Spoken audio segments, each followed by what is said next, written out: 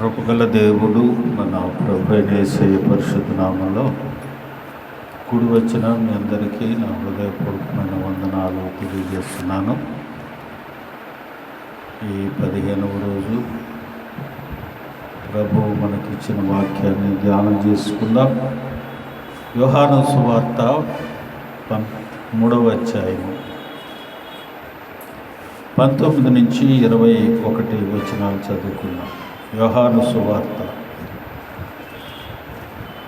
3వ అధ్యాయము 19 నుంచి 21 వచనాలు. వెలుగు లోకములోనికి వచ్చెను గాని తన క్రియలు చెడ్డవైనందున మనుషులు వెలుగును ప్రేమింపక చీకటినే ప్రేమించిరి.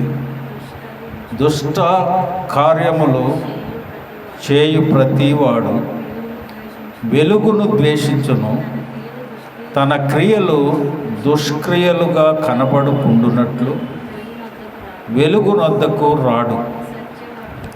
సత్యవర్ధనుడైతే తన క్రియలు దేవుని మూలముగా చేయబడి ఉన్నవని ప్రత్యక్షపరచబడినట్లు వెలుగునొద్దకు వచ్చును. ప్రార్థన చేసుకుందాం. ప్రభువా నీకు వందనాలు. ఈ రాత్రి మీరు మాకు అనుగ్రహించిన లేఖనమును బట్టి స్తోత్రాలు. ఈ లేఖనమును ధ్యానం చేసి నీ బిడ్డలకు వివరించే జ్ఞానము నాకు లేదు ప్రభువా. నీ సిలువ చాటున నన్ను మరుగుపరిచి నీ మాటలు మాకు వినిపించి నీ లేఖనానుసారంగా జీవించే కృపను మాకు అనుగ్రహించి మహిమ పొందమని మా ప్రభువును ప్రేరక్షకుడు త్వరలో రానయ్యున్న యేసయ్య అతి శ్రేష్టమైన నామంలో అడిగి వేడుకొనుచు ప్రార్థిస్తున్నాను మా పరమ తండ్రి, ఆమేన్. ప్రియమైన దేవుని బిడ్డలారా, వెలుగు లోకములోనికి వచ్చెను కానీ తమ క్రియలు చెడ్డవైనందున మనుషులు వెలుగులోనికి ప్రవేశించటం లేదట. వెలుగు లోకములోనికి వచ్చెను కానీ వచ్చిన వెలుగును చీకటిలో ఉన్న ప్రజలు తమ క్రియలు చెడ్డవైనందున వెలుగులోనికి వస్తే మనం చేసిన పాపాలు మనకు కనపడతాయని వారు దానికి దూరంగా వెళ్ళిపోతూ ఉన్నారట. చీకటిలోనే నడుస్తున్నారు, వెలుగునొద్దకు రావట్లేదు. సత్యవర్ధనుడైతే తన క్రియలు దేవుని మూలముగా చేయబడినవని ప్రత్యక్షపరచబడినట్లు వెలుగునొద్దకు వచ్చును. హల్లెలూయా. దేవుడు ఈ రాత్రికాల సమయం మనతో మాట్లాడుతున్న మాట ఏమిటంటే, వెలుగు లోకంలోనికి వచ్చింది. ఎవరు ఈ వెలుగు? యేసయ్యే. వెలుగు లోకంలోనికి వచ్చింది. పాపాంధకారములో చీకటిలో మగ్గిపోతున్న ప్రజలను రక్షించటానికి, తనకు వెలుగులోనికి ఆకర్షించుకొనటానికి ఆయన వెలుగుగా ఈ లోకానికి వచ్చాడు. ఆ వెలుగును ఈ లోకము గ్రహించుకోలేకపోతూ ఉంది. ఆ వెలుగులో ఉన్న ప్రత్యక్షతను ఈ క్రియలు, అంధకారమైన క్రియల్లో ఉన్న వీరు ఆ వెలుగులోనికి రాలేకపోతూ ఉన్నారు. కీర్తనాకారుడు అంటాడు 77వ కీర్తన 1వ వచనములో, యెహోవా నాకు వెలుగును రక్షణ అయినాడు, నేను ఎవరికి భయపడను. హల్లెలూయా. ఆ వెలుగులోనికి వచ్చేవాడు యెహోవాయే నాకు వెలుగు రక్షణ, నేను ఎవరికి భయపడతాను? నేను వెలుగులో ఉన్నా, ఆ దేవుని వెలుగే నాకు రక్షణ అయి ఉంది, నేను ఎవరికి భయపడను. యోహాను సువార్త 1వ అధ్యాయం 4-5 వచనాల్లో, ఆయనలో జీవముండెను, ఆ జీవము మనుషులకు వెలుగై ఉండెను, ఆ వెలుగు చీకటిలో ప్రకాశించుచున్నది కానీ చీకటి దానిని గ్రహింపకున్నది. హల్లెలూయా చెప్పండి. హల్లెలూయా. ప్రియమైన దేవుని బిడ్డలారా, ఈరోజు టీవీలు పెడితే డిబేట్లు, యేసు ప్రభు దేవుడు ఎలా అవుతాడు? యేసు ప్రభు ఒక మనుషుడు, ఆయనే దేవుడైతే 3 మేకులు పీక్కోలేనోడు దేవుడు ఎలా అవుతాడు? శవం అయిపోయినోడు కొలుస్తారంటే శవాన్ని. ఈ మాటలు మాట్లాడుతూ ఉన్నారు. ఆ వెలుగు ప్రకాశించుచున్నది కానీ దాన్ని గ్రహించలేని పరిస్థితిలో ఈనాడు లోకం ఉంది. లోకములో వెలుగు ప్రకాశించుతున్నది, చీకటిలో వెలుగు ప్రకాశించుతున్నది, కానీ చీకటిలో ఉన్నవారు దాన్ని గ్రహించలేకపోతూ ఉన్నారు. ప్రియమైన దేవుని బిడ్డలారా, నేను లోకమునకు వెలుగును, నన్ను వెంబడించువాడు. చూడండి, యోహాను సువార్త 8వ అధ్యాయము 12వ వచనంలో అక్కడ చెప్పబడుతున్న మాట ఏమిటంటే, యేసు ప్రభువారే ఆయనే స్వయంగా చెప్తున్నాడు, నేను లోకమునకు వెలుగును, నన్ను వెంబడించువాడు చీకటిలో నడవక జీవపు వెలుగు కలిగి ఉండునని వారితో చెప్పాను. హల్లెలూయా చెప్పండి, హల్లెలూయా. ప్రియమైన దేవుని బిడ్డలారా, ఈ రాత్రికాల సమయం ప్రభువు నీతో నాతో మనందరితో మాట్లాడుతూ ఉన్నాడు. చీకటిలో పాపాంధకారంలో మగ్గిపోతున్న మనకు వెలుగుగా ఈ లోకానికి వచ్చి మనకు వెలుగును ప్రసాదింపజేశాడు. మీరు లోకమునకు వెలుగై ఉన్నారు, నేను లోకమునకు వెలుగును అన్నాడుగా. మనల్ని కూడా ఆయన అంటున్నాడు. చూడండి, మత్తయి సువార్త 5వ అధ్యాయం 14వ వచనంలో, ఇప్పుడు మనం చదువుకున్న వాక్య భాగంలోనేమో నేను లోకానికి వెలుగును అన్నాడు. ఇక్కడ అంటా ఉన్నారు, యేసయ్య మీరు లోకమునకు వెలుగై ఉన్నారు అంటున్నాడు. హల్లెలూయా. ఎవరు లోకానికి వెలుగు?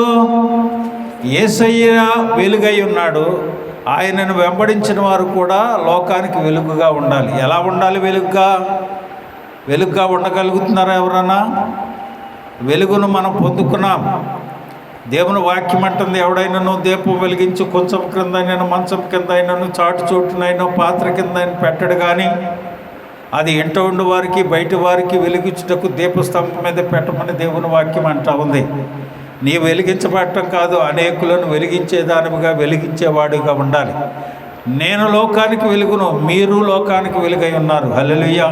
ప్రియమైన దేవుని బిడ్డలారా, ఏ రీతిగా అయితే యేసయ్య లోకానికి వచ్చి అందరినీ ఆ వెలుగులోనికి, ఆ ప్రసన్నతలోనికి లాక్కున్నాడో, ఆ వెలుగును చూపించాడో, అలాగనే విశ్వాసులమైన మనము కూడా వెలుగులో ప్రసన్నతను కలిగిన వారమై ఉండి అనేకులను ఆ వెలుగులోనికి రక్షించాలి. ఈ మధ్యకాలంలో ఒక సాక్ష్యాన్ని నేను విన్నా. సత్యానందం గారని తాడేపల్లిగూడెంలో ఒక అంధుడైన, కళ్ళుండవు, ఆయన ఒక సువార్త గాయకుడు. ఆ సువార్త గాయకుడు చెప్పిన సాక్ష్యాన్ని నేను విన్నాను. ఆయన ధర్మాజిగూడెం, మన ఇక్కడ ధర్మాజిగూడెంలోనే పాటలు పాడటానికి సభలకు ఆయన పిలిచారు. సభలకు ఆయన పిలిస్తే ఆయన పాటలు పాడే ముందు ఒక 2 మాటలు చెప్పి పాడతాడు. పాడేటప్పుడు ఆయనకి మైక్ ఇచ్చారు. ఆయన 2 మాటలు చెప్తా అన్నాడు. సోదరుడా, నువ్వు చనిపోవటానికి సిద్ధపడుతున్నావా? ఆత్మహత్య చేసుకోవటానికి సిద్ధపడుతున్నావా? లేదు, దేవుడు ఈ రాత్రి నేను పిలుస్తున్నాడు. ఆయన దీపపు వెలుగై ఉన్నాడు, ఆయన వెలుగులోనికి రా. చీకటిలో పాపాంధకారంలో మగ్గిపోతున్న నీవు ఏ శ్రమలో, ఏ బాధలో, ఏ కష్టంలో, ఏ ఇరుకులో, ఏ ఇబ్బందులు నువ్వు ఉన్నా దేవుడు ఈ రాత్రి నేను పిలుస్తున్నాడు. మారు మనసు పొందు, దాని నుంచి విరమించరా అన్నాడు. ఈయన పాట పాడి ముగించే టైంకి ఒక ఆయన పరిగెట్టుకొని వచ్చి ఆయన కాళ్ళ మీద పడ్డాడు. ఇక్కడే ధర్మాజిగూడెంలో సజీవ సాక్ష్యం, ఇది సజీవ సాక్ష్యం. కాళ్ళ మీద పడ్డాడు. గబగబా ఆయన చేతిలో మైక్ లాక్కొని అన్నాడు, అయ్యా నేను ఒక కోమటలతని, నేను చాలా అప్పుల పాలైపోయాను, చాలా ఇబ్బందికరమైన పరిస్థితిలో ఉన్నా. ఈ రాత్రి చచ్చిపోదామని నిర్ణయించుకొని నా కొడుకుల్ని, భార్యని, పిల్లల్ని పిలిచి, అమ్మ జాగ్రత్తగా ఉండండి, ఇగో జాగ్రత్తగా మీరు సంసారాన్ని నడిపించుకోనండి అని చెప్పి డాబా మీదకి వెళ్ళి దూకి చచ్చిపోదామని డాబా ఎక్కాడండి. డాబా ఎక్కేటప్పటికి ఈయన చెప్పే మాటలు విన్నాడు. ఆయన ఏమంటున్నాడు? దేవుడు ఆయనతో ఎలా మాట్లాడుతున్నాడు? సోదరుడా, నువ్వు చనిపోవటానికి, ఆత్మహత్య చేసుకోవటానికి సిద్ధపడుతున్నావా? నా యేసు నీవు చీకటిలో పాపాంధకారంలో ఉన్న మగ్గిపోతున్న నిన్ను వెలిగించటానికే ఆయన నిన్ను పిలుస్తున్నాడు. దాన్ని విరమించుకొని రా ఈ రాత్రి అని చెప్పే మాటలు ఈయనని గబగబా మెట్లు దిగి పరిగెట్టుకొని వచ్చేపటికి పాట అయిపోయేటప్పటికి ఆయన కాళ్ళ మీద పడ్డాడు. ప్రియమైన దేవుని బిడ్డలారా, ఈ రాత్రి నీవు ఒక వెలుగుగా ఉండాలి. ఆయన అంటున్నాడు, నీవు ఒక వెలుగు, నేను లోకానికి వెలుగు, నీవు కూడా లోకానికి వెలుగు. అందుకని నేను వెలిగించబడ్డావు, నా దీపమును వెలిగించువాడు నీవే అంటాడు భక్తుడైన దావీదు. ప్రియమైన దేవుని బిడ్డలారా, నీ వెలిగించబడ్డావు. ఆ వెలుగును, ఆ ప్రసన్నతను ఇతరులకు పంచేవాళ్ళుగా ఉండాలి. ఇతరులకు మన దేవుని యొక్క ప్రత్యక్షతను చూపేవారంగా, వెలుగులోనికి అనేకులు రప్పించేవారంగా మనం ఉండాలి. హల్లెలూయా. కనుక ప్రియమైన దేవుని బిడ్డలారా, ఈ రాత్రికాల సమయం నిజమైన వెలుగుండెను. యోహాను సువార్తలో 1:9-10 వచనాల్లో ఆయన చెప్తాడు కదా, నిజమైన వెలుగుండెను, అది లోకంలోనికి వచ్చుచు ప్రతి మనిషిని వెలిగించుచున్నది. ఆయన లోకములో ఉండెను, లోకము ఆయన మూలంగా కలిగను కానీ లోకము ఆయనను తెలుసుకొనట్లేదు. హల్లెలూయా. హల్లెలూయా చెప్పండి. ఆయన లోకంలో ఉన్నాడు కానీ లోకము ఆయనను తెలుసుకోవట్లేదట. ఈ రాత్రి నీవు ఒక వెలుగుగా ఉన్నావు, నీవు వెలిగించబడ్డావు. నీవు వెలిగించబడి ఆ వెలుగులో నీవుండి నీవు కూడా వెలుగై ఆ ప్రత్యక్షతను ఇతరులకు కనపరిచేవారుగా. ఒక్కసారి ఆలోచించండి. ఇన్ని సంవత్సరాలైంది మనం రక్షణ పొంది, ఇన్ని సంవత్సరాలైంది మనం దేవుణ్ణి తెలుసుకొని మనం వెలిగించబడ్డాం. నీవు కూడా వెలుగే అన్నాడుగా. ఆ వెలుగులోనికి ఒక్కరైనా రాగలిగారా? రప్పించగలిగావా? నీ క్రియల ద్వారా, నీ ప్రవర్తన ద్వారా, నీ విశ్వాసం ద్వారా ఆ వెలుగును, ఆ ప్రసన్నతను ఇతరులకు కనపరిచి ఆ వెలుగులోనికి ఎప్పుడైనా వచ్చారో లేదో ఉన్నారో చూశారండి? మన పరిమితం వరకే, మన వరకే, మన ప్రార్థన వరకే, మన అవసరతల వరకే, మన ఇబ్బందుల వరకే, మన శ్రమల వరకే, మన బాధల వరకే, వీటి వరకే సరిపోతూ ఉంది. కానీ దేవుడు ఏం చెప్పాడో, లేఖనం ఏం చెప్తుందో, ఎలా మనం నడుస్తున్నామో, ఆయన ప్రసన్నతలోకి ఇతరులను మనం ఎందుకు తీసుకురాలేకపోతున్నామో, మన వెలుగులోనికి మన కుటుంబమే రావట్లేదు. ఆ వెలుగును, ఆ ప్రసన్నతను మన కుటుంబంలో ఉన్న వ్యక్తులే ఆ ప్రత్యక్షతను చూడలేకపోతున్నారు. ఎందుకని? నీ క్రియలు చెడ్డమైనది. ఎందుకని? నువ్వు ఇతరులను ప్రేమించలేని ఉంటున్నావు కాబట్టి. వెలుగు కలిగి ఉన్నాను అనుకుంటున్నావే కానీ ఇంకా నువ్వు చీకటిలోనే ఉంటున్నావు. ప్రియమైన దేవుని బిడ్డలారా, ఈ రాత్రి ప్రభువు స్పష్టంగా నీతో మాట్లాడుతూ ఉన్నాడు. ఎలాగున్నాం అనే విషయాన్ని యెషయా ప్రవక్త అంటాడు కదా. యెషయా ప్రవక్త 9:2 అంటాడు, చీకటిలో నడుచున్న గొప్ప జనులు గొప్ప వెలుగును చూచున్నారు, మరణ ఛాయ గల దేశస్థుల మీద వెలుగు ప్రకాశించుచు ఉన్నది. అది ఎక్కడ నెరవేరిందంటే మత్తయి సువార్త 4:15 మరణ ఛాయలలో, అంధకారంలో నివసించిన ప్రజలు ఆ ప్రవచనాన్ని యేసయ్య నెరవేర్చాడు. ఇక్కడ మత్తయి 4:15 చీకటిలో కూర్చుండిన ప్రజలు గొప్ప వెలుగును చూచిరి, మరణ ప్రదేశములో మరణ ఛాయలో కూర్చుండి ఉన్న వారికి వెలుగు ఉదయించెను. హల్లెలూయా. ప్రియమైన దేవుని బిడ్డలారా, ఈ రాత్రి ప్రభు నీతోనే నాతోనే స్పష్టంగా మాట్లాడుతూ ఉన్నాడు.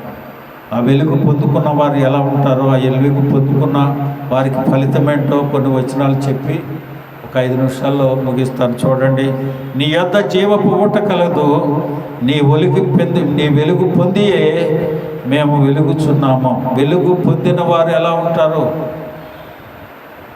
మీ వెలుగు పొందియే మేము వెలుగుచున్నాము. ఆయన వెలుగు పొందుకున్న వారు ఎలా ఉండాలట? దీపం ముట్టించామండి, మన దీపం వెలగలేదు, ఆ దీపం ముట్టించుకుంటే అక్కడ ఎలా వెలుగుందో మనకు కూడా అలాగే వెలుగు ఉండాలి. ఎందుకుంటలా వెలిగించుకున్నాం అంటున్నాం కానీ ఇది వెలగట్లేదు, ఆత్మదీపం ఆరిపోయింది. దేవుడి రాత్రి స్పష్టంగా మనతో మాట్లాడుతున్నాడు. మొదటిగా మనం ఏం చేయాలి చూడండి.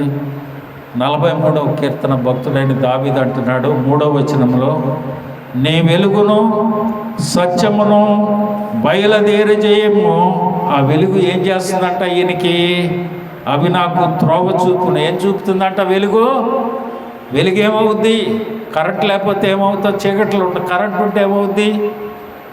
వెలుగు కలిగి ఉంటాం. అలాగనే ఆయన అంటాడు కదా, నీ వెలుగును సత్యమును బయలుదేరజేయము, అవి నాకు త్రోవను చూపును.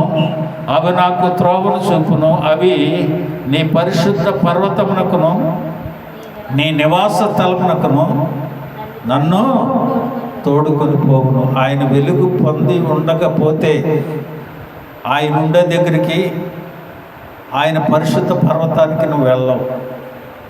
అర్థమవుతుందా? ఒక చోటకు మనం వెళ్ళాలండి, అది మంచి ఇంపార్టెంట్ అయిన స్థలం మనకి. ఆ స్థలం దగ్గరికి వెళ్ళాలంటే ఆ చీకట్లో ఉన్నాం, కనపడితే దారి అక్కడికి వెళ్ళటానికి కనిపించదు. అదే మనం వెలుగు పొందుకుంటే ఆయన అంటున్నాడు త్రోవను చూపుతుందంట ఆయన నివాస స్థలానికినో ఆయన పరిశుద్ధ పర్వతానికి. హల్లెలూయా. అర్థమవుతుందా? మొదటిగా ఆయన పరిశుద్ధ పర్వతానికి, ఆయన నివాస స్థలానికి నిన్ను చేర్చేది ఆ వెలుగు. అంత ప్రత్యేకత ఆ వెలుగులో ఉంది. రెండవది చూడండి, యోహాను సువార్త 12:46, నా యందు విశ్వాసం ఉంచువాడు చీకటిలో నిలిచి ఉండకుండానట్లుగా నేను ఈ లోకమునకు వెలుగుగా వచ్చాను. హల్లెలూయా. ఆయన యందు విశ్వాసం ఉంచేవాడు చీకటిలో ఉండడట, వెలుగులో ఉంటాడట. గుర్తుపెట్టుకోండి. విశ్వాసిని అని నువ్వు చెప్పుకొని చీకటిలో నడిస్తే ఆయన పరిశుద్ధ పర్వతం ఎక్కలేవు, ఆయన నివాస స్థలం దగ్గరికి నువ్వు వెళ్ళలేవు. ఆయన అంటున్నాడు నా యందు విశ్వాసం ఉంచు ప్రతివాడు చీకటిలో నిలిచి ఉండకుండానట్లు నేను ఈ లోకానికి వెలుగుగా వచ్చి ఉన్నాను. ఈ రాత్రి ఆయన యందు విశ్వాసం ఉంచితే దేవుడు నీకు వెలుగుగా ఉంటాడు. తర్వాత చూడండి 34:5, వారు ఆయన తట్టు చూడగా వారికి వెలుగు కలిగను. హల్లెలూయా. విశ్వాసం ఉంచారు, ఆయన వైపు తట్టు చూశారు, ఏం కలిగింది ఆయనకి? వాళ్ళకి గొప్ప వెలుగు. ఆయన యందు విశ్వాసం ఉంచి ఆయన తట్టు చూసి నువ్వు ప్రార్థిస్తూ ఉంటే ఆ వెలుగును, ఆ ప్రత్యక్షతను నువ్వు పొందుకోగలుగుతావు. తర్వాత చూడండి 112:4, యథార్థవంతులకు చీకటిలో వెలుగు పుట్టును. యథార్థవంతులకు చీకటిలో, ఆయన యందు విశ్వాసం ఉంచిన వారికి, ఆయన తట్టు చూసేవారికి, యథార్థవంతులకు, నీతిమంతులకు 97:11 చెప్తాడు, నీతిమంతుల కొరకు వెలుగును, యథార్థవంతుల కొరకు ఆనందమును విత్తబడి ఉన్నది. ఆ వెలుగులో ఎన్ని ఆశీర్వాదాలు ప్రభు నీకు అనుగ్రహించాడో చూడండి. ఆయన చేత వెలిగింపబడితే నీవు కూడా ఒక వెలుగుగా ఉంటే ఇన్ని ఆశీర్వాదాలు ప్రభు నీకు అనుగ్రహిస్తూ ఉన్నాడు. చూడండి తర్వాత కీర్తన 119, 130 వచనంలో నీ వాక్యము వెల్లడి తోడని వెలుగు కలిగెను, అవి తెలివి లేని వారికి తెలివి కలిగించు. ఎవరికంట తెలివి కావాలంటే ఏం చేయాలంట? తెలివి కావాలంటే ఏం చేయాలంట? మంచి స్కూల్లో మంచి ట్యూషన్ చెప్పేవాడిని లేదా మంచి కాలేజీలో జాయిన్ చేసేవాడిని ఏమండి చూసుకోవాలంటే ఈ మధ్యకాలంలో నేను వాట్సాప్లో చూశాను. వాళ్ళ అమ్మ పాచి పని చేసుకుంటూ ఉంది, ఈ పిల్లని గవర్నమెంట్ స్కూల్లో చదివిస్తూ ఉంది. చదివిస్తూ ఉంటే ఈ పిల్ల చదువుకుంటా ఐఏఎస్కి సెలెక్ట్ అయిపోయింది. హల్లెలూయా. పాకలో రోడ్డు పక్కన చిన్న టార్పాలను వేసుకొని ఉన్న ఆ గుడిసె దగ్గరికి పెద్ద పెద్ద కార్లు వచ్చేసి, పెద్ద పెద్ద టీవీ ఛానళ్ళు వచ్చేసి, పెద్ద పెద్ద ఇవి వచ్చేసి ఆ పిల్లని ఇంటర్వ్యూ చేస్తున్నాడు. ఏ కాలేజీలో చదివావు నువ్వు, ఎక్కడ ట్యూషన్ తీసుకున్నావు, ఎక్కడికి వెళ్ళి చదివావు అని. ఆ పిల్ల చెప్పే సమాధానం ఏంటి? నా గొప్పతనం ఏమి లేదు, నా దేవుడు నన్ను హెచ్చించాడు అన్నాడు. ఒకే సమాధానం, నా దేవుడు నన్ను హెచ్చించాడు. హల్లెలూయా చెప్పండి. హల్లెలూయా. ప్రియమైన దేవుని బిడ్డలారా, నీ బిడ్డలకి జ్ఞానము, తెలివి ఇవన్నీ ఎక్కడి నుంచి వస్తాయి? దేవుడే అనుగ్రహిస్తాడు. దేవుడే మనకు అనుగ్రహిస్తాడు. వారిని దేవుని వాక్యంలో అందుకనే చాలాసార్లు మిమ్మల్ని హెచ్చరిస్తూ ఉంటాను, పిల్లల విషయంలో జాగ్రత్తగా ఉండండి. రోజుకు ఒక వాక్యమన్నా ముందు వాళ్ళతో చదివించుకొని ప్రార్థన చేయండి వాళ్ళ కోసం. మన రోజులు మనవి కాదు, ఈ రోజే మనది, రేపు ఏం జరుగుతుందో మనకు తెలియదు. పిల్లల విషయం ఏమంటే వాడు గర్జించి సింహం వల్ల ఎవరిని మింగుతున్నాను చూసే పరిస్థితుల్లో మనం ఉన్నాం. ఏ రీతిగా బిడ్డలు మల్టిఫై అవుతారో తెలియని పరిస్థితుల్లో మనం ఉన్నాం. కనుక చాలా జాగ్రత్తగా దేవుని భయంలో బిడ్డలు పెంచండి. యేసు ప్రభువారు ఊరికి చెప్పలే, నా కోసం ఏడవకండమ్మా, నేను వెలిగించాను, వెళ్ళిపోతున్నాను. ఆ వెలుగును, ప్రసన్నతను మీరు కలిగి నా రాకడ కోసం చూడండి, మీకోసం, మీ పిల్లల కోసం ఏడవమని చెప్పాడు. దేవుని సన్నిధిలో వారి కోసం ప్రార్థిస్తూ ఆ వెలుగును, ఆ ప్రత్యక్షతతో కలిగి ఉందాం. చూడండి 119, 105లో చెప్తాడు కదా కీర్తనలో, నీ వాక్యము నా పాదములకు దీపము, నా త్రోవలకు వెలుగు. హల్లెలూయా. వాక్యము వెల్లడి అగుతోడనే వెలుగు కలిగింది. ఆ వాక్యమే నీ పాదములకు దీపము, త్రోవలకు వెలుగైంది. ఈ రాత్రి ప్రభు వాక్యాన్ని, దేవుని వాక్యాన్ని మీరు వింటున్నారు. చాలా జాగ్రత్తగా దేవుని వాక్యాన్ని వినండి. ఆ వెలుగును, ఆ ప్రత్యక్షతను మొట్టమొదటిగా నీ వెలుగు ప్రకాశించవలసింది నీ భర్త దగ్గర, తర్వాత నీ పిల్లల దగ్గర, నీ కుటుంబంలో, నీ ఇరుగు పొరుగులో, నీ ఆడపడుచుల్లో, నీ తోటి కోడళ్ళలో. అమ్మో మా అక్కనండి, లేదా నా తోటి కోడలండి, చాలా మంచిదండి. ఆ వెలుగులో, ఆ ప్రసన్నతలో వాళ్ళు కూడా వచ్చేటట్టు ప్రవర్తించాలి. మనల్ని చూసి ఇదే ఎందుకు దీని విశ్వాసం అనిపించుకోటట్టు, ఈ జీవితం క్షణభంగురం అనుకుంటున్నామేమో, ఇది శాశ్వతమో, నేను ఉట్టుకట్టుకుని ఊరేగుతాను, ఇదంతా నాదే, ఈ సంపాదన అంతా నాదే అనుకుంటున్నావేమో. కాదు, ఎప్పుడేం జరుగుతుందో తెలియదు, ఏ క్షణం మనం పోతామో తెలియదు. కనుక ఎప్పటికప్పుడే ప్రభు సన్నిధిలో ప్రార్థన చేసుకోవాలి. కనుక ప్రియమైన దేవుడు, నా పరిమాణం, నా దినముల పరిమాణం ఎంత అని అంటాడు. ప్రియమైన దేవుని బిడ్డలారా, ఈ రాత్రి ప్రభు ఒక ప్రత్యక్షతను మనం కలిగి ఉన్నాం. మన కుటుంబంలో ఆ వెలుగు దీపం, లైట్ వేసిన ఇల్లు ఎలా ఉంటుంది చెప్పండి? వెలుగు కలిగి ఉంటుంది. లైట్ తీసిన ఇల్లు ఎలా ఉంటుంది? చీకటిగా ఉంటుంది. మన ఇల్లు చీకటిగా ఉండటానికి వీల్లేదు. వెలుగు కలిగిన మనం వెలుగు, దేవుడు నేను వెలుగునే అన్నాడు, నిన్ను వెలుగు అన్నాడు. ఆ ప్రత్యక్షతను చూపి ఇతరులను లాగు అన్నాడు. అది విడిచిపెట్టి మనం ఆ వెలుగును, ఆ ప్రత్యక్షతను విడిచిపెట్టి మనం ఉండటానికి వీల్లేదు. చాలామంది చూడండి, 1 యోహాను 2:10-11లో తన సహోదరుని ప్రేమించువాడు వెలుగులో ఉన్నాడు. ఎవరంట?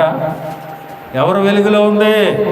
తన సహోదరుని ప్రేమించువాడు. తన సహోదరుడు అంటే నీ తోడపుట్టినోడే కాదు, నీ సంఘంలో, నీ కుటుంబాల్లో ఉన్న ప్రతి ఒక్కరిని సహోదరులే అంటాం. సహోదరుని ప్రేమించేవాడు వెలుగులో ఉన్నాడు, ప్రేమించిన వాడు చీకటిలో ఉన్నాడు. గుర్తుపెట్టుకోండి. ఆడొట్టే వాడు పలకరితే డబ్బులు అడుగుతాడు, లేకపోతే ఇంటికి వచ్చి మొత్తం అడుగుతాడు. తప్పుకొని తిరగటానికి వీల్లేదు. దేవుని వాక్యం, తన సహోదరుని ప్రేమించేవాడు వెలుగులో ఉన్నాడు, అతని యందు అభ్యంతర కారణమేదీ లేదు. తన సహోదరుని ద్వేషించేవాడు చీకటిలో ఉండి చీకటిలోనే నడుచున్నాడు. చీకటి అతని కన్నులకు గుడ్డితనము కలుగజేసిన కనుక తాను ఎక్కడికి పోతున్నాడో ఆడికే తెలియదు. హల్లెలూయా. ప్రియమైన దేవుని బిడ్డలారా, చాలా జాగ్రత్తగా దేవుని వాక్యాన్ని నేర్చుకోండి. దేవుడు అందుకని చెప్తున్నా, ఈ 40 దినాలలో ప్రభు నీతో ఒక్కొక్క మాట మాట్లాడుతున్నాడు. ఆ మాటలు చాలా జాగ్రత్తగా మన హృదయాల్లో భద్రపరుచు, మన విశ్వాసాన్ని బేరీ చేసుకొని చూసుకోవాలి. చివరిగా చూడండి, 9వది 1 యోహాను 1:7, అయితే ఆయన వెలుగులోనున్న ప్రకారము మనము వెలుగులో నడిచిన ఎడల. చూడండి, చాలా ప్రాముఖ్యమైన విషయం. ఆయన వెలుగులోనున్న ప్రకారము మనము వెలుగులో నడిచిన ఎడల మనము అన్యోన్య సహవాసము గలవారమై ఉందుము. ఎప్పుడంట? వెలుగులో నడిస్తే అన్యోన్య సహవాసం గలవారై ఉంటాం. అప్పుడు అది ప్రాముఖ్యమైనది, అండర్లైన్ చేయాలి ఈ వాక్యాన్ని. అప్పుడు ఆయన కుమారుడైన యేసు రక్తము ప్రతి పాపముల నుండి మనలను పవిత్రులుగా చేయింది. హల్లెలూయా చెప్పండి, హల్లెలూయా. వెలుగులో లేకపోతే యేసు రక్తములో నువ్వు కడగబడవు. అప్పుడు మనం వెలుగులోనున్న ప్రకారము ఆ వెలుగులోనే మనము నడిచినట్టే ఆయన కుమారుడైన యేసు రక్తము ప్రతి పాపముల నుండి మనల్ని పవిత్రులుగా చేస్తాం. అప్పుడు ఆ ప్రత్యక్షతను, ఆ వెలుగులను పొందుకుంటాం. చివరిగా ఒక వాక్యం తీసి ఎఫెసీ 5:9 అండర్లైన్ చేయండి. ఎఫెసీ 5:9 ఏంటంట? వెలుగు ఫలము ఏంటి?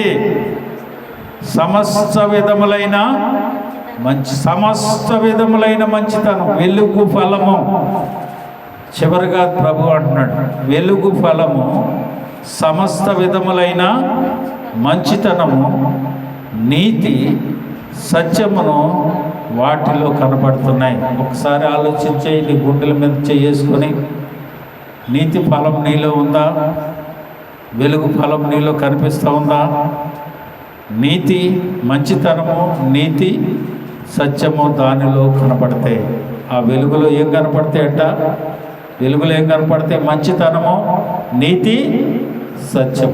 ఒకసారి నీ గుండెల మీద చేసుకొని, వెలుగు కలిగి ఈ రీతిగా ప్రభు చెప్పిన వాటిలో నువ్వు అనుసరించి నడుస్తున్నావో లేదో, పొందుకొని ఉన్నావో లేదో నిన్ను నీవే పరీక్షించుకొని ప్రభు రాకడకు మనం సిద్ధపడదుముగాక.